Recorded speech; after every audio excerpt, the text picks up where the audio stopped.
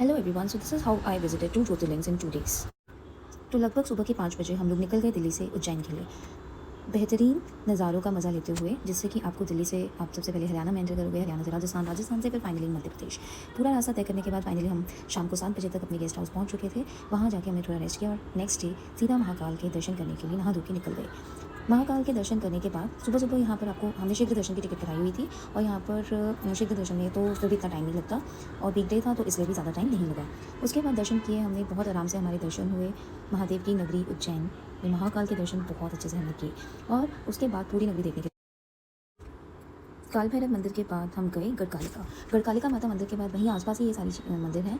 तो उसके बाद हम गए संदीपनी आश्रम, जहाँ पर बालकृष्ण, सुदामा और सबने विद्या प्राप्त की थी। और उसके बाद शाम को डिनर करने के बाद, क्योंकि उस दिन फास्ट था तो अर्ली डिनर कर लिया था, तो डिनर करके हम निकल गए शिप्रा आरती के लिए।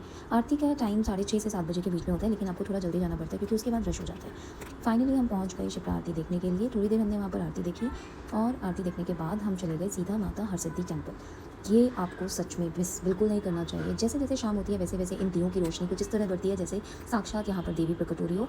और सच में it give you goosebumps, इतनी पॉजिटिव वाइब्स होती हैं यहाँ पे, मतलब आप इमेजिन भी नहीं कर सकते। उसके बाद सीधा माँ हरसिद्धि के दर्शन करने के बाद कॉरिडोर घूम के, कॉरिडोर आप रात में घूमो। फाइनली हम दोबारा से चले गए गेस्ट हाउस, हमने रेस्ट किया।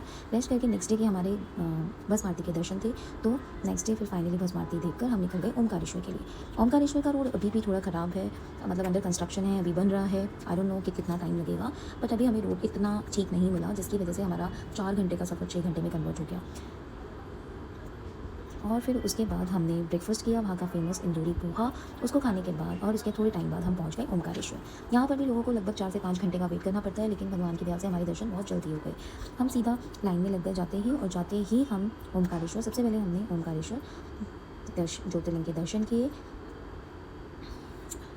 दर्शन करने के बाद जैसे जो नर्मदा रिवर है उसके एक साइड पर ओमकारेश्वर है, दूसरी साइड पर ममलेश्वर महादेव। तो यहाँ दर्शन करने के बाद हम चले गए ममलेश्वर, और ममलेश्वर के दर्शन करने के बाद वापस निकल गए हम दिल्ली के लिए। So this is how we cover 2 jyotirlinga in 2 days.